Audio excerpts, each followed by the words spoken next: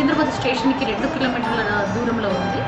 ఈ దేవాలయంలో వీరాంజనేయ స్వామి వారు స్వయంగా 400 సంవత్సరాల కింద వెలిసారని చెప్పి మనకు చరిత్ర ద్వారా తెలుస్తుంది. దేవాలయం యొక్క చరిత్ర ద్వారా తెలుస్తుంది. ఇక్కడ స్వయంగా వెలిసినటువంటి స్వామివారు భక్తులను యొక్క కోరికలు తీర్చే ఇలవేల్పుగా ఉండడం వల్ల మన రాష్ట్రం నుండి కాకుండా ఇతర రాష్ట్రాల నుండి కూడా ఈ దేవాలయానికి శ్రావణ మాసంలో, కార్తీక మాసంలో ఈ దేవాలయంలో భక్తుల సంఖ్య ఎక్కువగా అంటే ఇతర రాష్ట్రాల నుండి కూడా వస్తుంటారు. అలా దీనికి కారణం ఏంటంటే ఇక్కడ స్వామివారిని 41 ప్రదక్షిణ చేసుకొని ఏదైతే కోరుకుంటారో వారి కోరికలు నెరవేరుతాయని చెప్పేసి చాలామంది ఇతర రాష్ట్రాల నుండి వచ్చిన వాళ్ళు ఇక్కడ ఉండి చెప్తుంటారు మాకు. అయితే శ్రావణ మాసంలో, కార్తీక మాసంలో మన జిల్లాల నుండి, ఆంధ్రప్రదేశ్ నుండి కాకుండా మహారాష్ట్ర, ఒరిస్సా, బీదర్ ఇంకా ఇతర జిల్లాల నుండి, ఇతర రాష్ట్రాల నుండి కూడా వస్తుంటారు. అయితే ఇక్కడ ముఖ్యమైనటువంటి రోజు మనకు శనివారం అండి, మంగళవారం.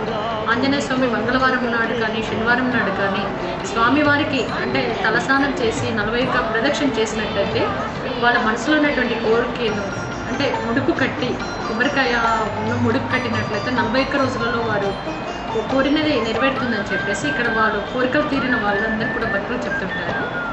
అయితే ఈ దేవాలయము చాలా అత్యంత మహిమాన్వితమైనటువంటి స్వామివారు ఇక్కడ ఉండడం వల్ల భక్తులు ఎక్కువ సంఖ్య రావడం వల్ల భక్తులు ఈ దేవాలయానికి వచ్చిన వారికి ఒక వీరాంజనేయ స్వామి దర్శనమే కాకుండా ఇతర దేవుళ్ళకు కూడా దర్శనం కలిగే విధంగా ఇంకా ఆంజనేయ స్వామికి ఉపదేవాలయంగా రామాలయము, గణపతి, సంతోషమాత అమ్మవారు, శివాలయము, నవగ్రహాలు మరియు వెంకటేశ్వర స్వామి, పద్మావతి అమ్మవారు, అల్వేలు అమ్మవారు, సుబ్రహ్మణ్య స్వామి మరియు భక్తులు ధ్యానం చేసుకోవడానికి కాను ధ్యాన మందిరం ఇవన్నీ కూడా భక్తుల కోరిక మేరకు ఇవన్నీ కూడా కట్టడం జరిగింది దేవాలయంలో.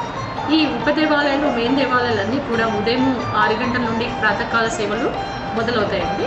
ఉదయం 6 గంటల నుండి 11 గంటల వరకు, సాయంత్రం 5 గంటల నుండి 8 గంటల వరకు ఈ దేవాలయము అంటే ఉంటుంది. భక్తుల దర్శనార్థం తెచ్చి ఉంటుంది. అంటే పండుగలు, పర్వదినాలు మరియు మంగళవారము, శనివారం నాడు ఉదయం 6 గంటల నుండి 1 గంట వరకు మరియు సాయంత్రం 4 గంటల నుండి రాత్రి 10 గంటల వరకు దేవాలయము తెచ్చి ఉంటుంది. అయితే ఇక్కడ మనకు ఈ టెంపుల్ ఏంటంటే ఉత్సవాలు చాలా ఘనంగా నిర్వహిస్తుంటాము. ఉగాది నుండి మొదలుకొని ఉగాది, శ్రీరామనవమి, హనుమాన్ జయంతి మరియు వెంకటేశ్వర స్వామి బ్రహ్మోత్సవాలు, గణపతి నవరాత్రులు, సంతోషమాత అమ్మవారి పుట్టినరోజు, శివరాత్రి పండుగ, సుబ్రహ్మణ్య షష్ఠి ఇవన్నీ కూడా ఈ నాగుల పంచమి ఇవన్నీ కూడా దేవాలయంలో అత్యంత వైభవంగా చాలా ఘనంగా జరుగుతాయి. అయితే వేల సంఖ్యలో ఈ దేవాలయానికి ఈ ఉత్సవాల టైంలో భక్తులందరూ కూడా వచ్చేసి స్వామివారి దర్శనం చేసుకుంటుంటారు. భక్తులకు ఎలాంటి ఇబ్బందులు తలెత్తకుండా తగిన చర్యలు ఎప్పటికప్పుడు చేస్తూ మాకు ట్రస్ట్ బోర్డు ఉందండి. ట్రస్ట్ బోర్డు డిసెంబర్లో వచ్చారు. వారి సహకారంతో ఈ దేవాలయంలో జరిగే ఉత్సవాలన్నీ కూడా చాలా వైభవంగా ఘనంగా జరుగుతున్నాయి.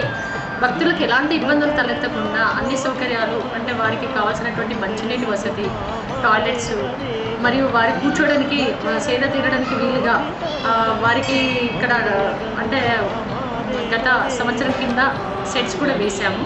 దూర ప్రాంతాల నుండి వచ్చిన వాళ్ళు వంట చేసుకొని ఇక్కడ ఉండడానికి, హాల్ట్ ఉండడానికి వసతి కూడా ఏర్పాటు చేయడం జరిగింది. ఇంకా దేవాలయంలో మనకు భక్తులకు ప్రతి శనివారం కూడా అన్నదాన కార్యక్రమం ఏర్పాటు చేయడం జరిగింది. బీద వాళ్ళకి 50 మందికి ఎవరైనా సరే 1500 కట్టినట్లయితే వారి పేరు మీద 1500 కట్టిన వాళ్ళ పేరు మీద 50 మందికి భోజనాలు ఏర్పాటు చేయడం జరిగింది. ప్రతి శనివారం కూడా ఈ కార్యక్రమం జరుగుతుంది. మరి పండుగలు, పర్వదినాల్లో భక్తులు ముందుకు వచ్చినట్లయితే అన్నదాన కార్యక్రమం ఏర్పాటు చేస్తాము. భక్తులు రాని పక్షంలో కూడా దేవాలయం తరపున కూడా అన్నదాన కార్యక్రమం, ఎంతమంది వేల మంది పబ్లిక్ వచ్చినా కూడా దేవాలయం తరపున అన్నదాన కార్యక్రమం ఏర్పాటు చేయడం జరుగుతుంది. అదేవిధంగా ఇప్పుడు నేను ఈ దేవాలయానికి వచ్చి 4 సంవత్సరాలు అవుతుందండి. నేను వచ్చిన తర్వాత ఇక్కడ చాలా అభివృద్ధి కార్యక్రమాలు జరిగాయి. మనకేంటంటే గణపతి నుండి సంతోషమాత శివాలయము, నవగ్రహాల ముందు కూడా గ్రానైట్ ఏర్పాటు చేయడం జరిగింది. భక్తుల సౌకర్యార్థము అంటే వాళ్ళకి ఎండాకాలంలో కానీ వర్షాకాలంలో కానీ ఎలాంటి ఇబ్బందులు తలెత్తకుండా వాళ్ళు దేవాలయం ఒక ప్రదక్షిణ చేసుకొని దర్శనం చేసుకునే విధంగా సెట్స్ కూడా ఏర్పాటు చేయడం జరిగింది. అటువైపు పడమటి గేటు వైపు నుండి, గేటు దగ్గర నుండి ఆంజనేయ స్వామి గేటు వైపు కూడా బండలు ఏర్పాటు చేయడం జరిగింది. భక్తుల సౌకర్యార్థము పెద్ద బోరు వేయించడం జరిగింది. కౌంటర్ వేయించడం జరిగింది. కౌంటర్ ఇంతకుముందు లేకుండే దేవాలయం యొక్క కౌంటర్ టికెట్స్ అమ్మే విధంగా, ప్రసాదాలు అమ్మే విధంగా కౌంటర్ ఏర్పాటు చేయడం జరిగింది. దాదాపు ఒక 50 లక్షల వ్యయంతో దాతల సహకారంతో ఈ అభివృద్ధి కార్యక్రమాలన్నీ కూడా దాతల ముందు తీసుకొచ్చి వాళ్ళ చేతుల మీదుగా చేయించడం జరిగింది. ఇంకా ఇక్కడ ఏంటంటే కళ్యాణోడపం కూడా ఉందండి. ఈ కళ్యాణోడపంలో స్వామివారి ఉత్సవాలు మరియు కళ్యాణాలు జరుగుతుంటాయి. ఎవరైనా సరే బీదవాళ్ళు ముందుకు వచ్చినట్లయితే వాళ్ళకి నామినల్ రెంట్తో అంటే 3,000 నుండి 5,000 మధ్యలో వాళ్ళు ఏదైనా కళ్యాణం కానీ వాళ్ళ ఫంక్షన్స్ కానీ షష్ఠి పూర్తి కానీ ఇంకేదైనా ఉత్సవాలు చేసుకోవడానికి కళ్యాణోడపం కూడా ఇవ్వడం జరుగుతుంది. ఎవరైనా సరే భక్తులు ముందుకు వస్తే కళ్యాణోడపము వాళ్ళు కావాలన్నప్పుడు 3 నుండి 5,000 మధ్యలో అంటే చిన్న ఫంక్షన్స్ ఏదైనా సరే 100 మందిలో అయితే 3,000 కట్టాలి. 100 మంది దాటిన తర్వాత వాళ్ళ అంటే కళ్యాణం అలాంటివి అయితే 400-500 మందికి 5,000 రూపాయలు కట్టేసి ముందుగా ఒక వారం ముందుగా బుక్ చేసుకోవడానికి అవకాశం కల్పిస్తున్నాం దేవాలయం తరఫున. అదేవిధంగా ఇప్పుడు ట్రస్ట్ కూడా వచ్చిన తర్వాత మేము దేవాలయానికి ఒక 3 పెద్ద పనులను చేయాలని తలపెట్టాము. అది రాజగోపురము, దేవాలయం యొక్క రాజగోపురం ఎక్కడైతే ఉంటుందో ఆ రాజగోపురం నుండి భక్తులు లోపలికి వచ్చినట్లయితే వాళ్ళకి సర్వ శుభాలు జరుగుతాయని చెప్పేసి మనకు పెద్దలు చెప్తుంటారు. కాబట్టి ఈ దేవాలయానికి రాజగోపురం లేదు కాబట్టి మా ట్రస్ట్ బోర్డు వాళ్ళు సహకారంతో మరియు భక్తులు ముందుకు వచ్చినట్లయితే ఎవరైనా స్పాన్సర్ డోనర్స్ ముందుకు వచ్చినట్లయితే రాజగోపురము చాలా మరియు వెంకటేశ్వర మండపం ఎక్స్టెన్షన్ కూడా చేపట్టాము. అదేవిధంగా దేవాలయానికి 11 షాప్స్ ఉన్నాయి. ఆ 11 షాప్ల పైన కూడా ఇంకా ఒక 11 షాప్స్ ఫస్ట్ ఫ్లోర్ వేయాలనుకుంటున్నాము. దానికి ఎవరైనా దాతలు సహకరించినట్లయితే వారి పేరు మీద కట్టించి ఇవ్వడం జరుగుతుంది. దానివల్ల దేవాలయానికి ఇన్కమ్ సోర్స్ పెరుగుతుంది. దేవాలయానికి ఆదాయం పెరగడం వల్ల భక్తులకు ఇంకా మెరుగైన సౌకర్యాలు కల్పించడానికి అవకాశం కుదురుతుంది. ప్రతిరోజు కూడా దేవాలయంలో దాతలు ముందుకు వచ్చినట్లయితే అన్నదాన కార్యక్రమం ఏర్పాటు చేయాలి. ఎవరైనా సరే దాతలు ముందుకు వచ్చేస్తే ప్రతిరోజు 50 నుండి 100 మందికి బీదవాళ్ళకి అన్నదాన కార్యక్రమం ఏర్పాటు చేయాలనే సంకల్పము. అదేవిధంగా దూర ప్రాంతాల నుండి వచ్చే వివిధ జిల్లాల నుండి కానీ వివిధ రాష్ట్రాల నుండి వచ్చే భక్తులకు దేవాలయానికి విరాళ రూపంలో ఎవరైనా సరే విరాళాలు ఇవ్వదలిచిన వారు దేవాలయం యొక్క అకౌంట్ నెంబరు. అందరికీ నమస్కారం. నా పేరు బిఆర్ శ్రీనివాస్ అండి.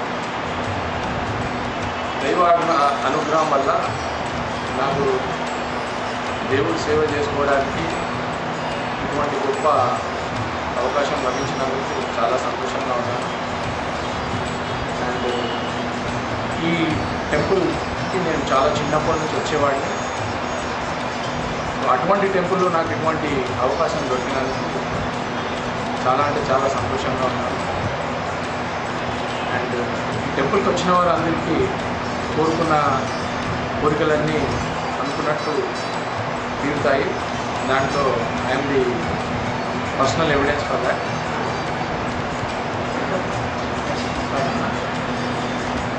సో ఈ టెంపుల్లో డిసెంబర్ 2011లో ట్రస్ట్ బోర్డు వచ్చింది. ఆ ట్రస్ట్ బోర్డులో నేను వన్ ఆఫ్ ది మెంబర్ అండి.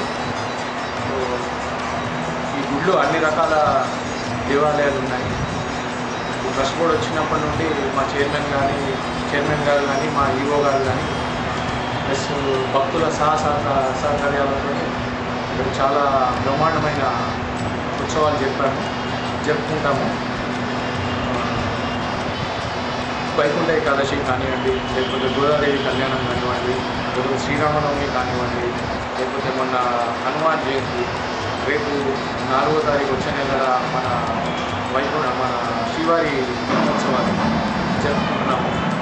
సో భక్తుల సహకారం కానివ్వండి, మన ట్రస్ట్ బోర్డ్ సహకారం కానివ్వండి, ఈవో గారి సహకారం కానివ్వండి, వచ్చే భక్తులకు ఎటువంటి ఆటంకాలు కానీ ఎటువంటి వసతుల గురించి ప్రాబ్లం లేకుండా అన్ని రకాల చర్యలు తీసుకుంటున్నాము.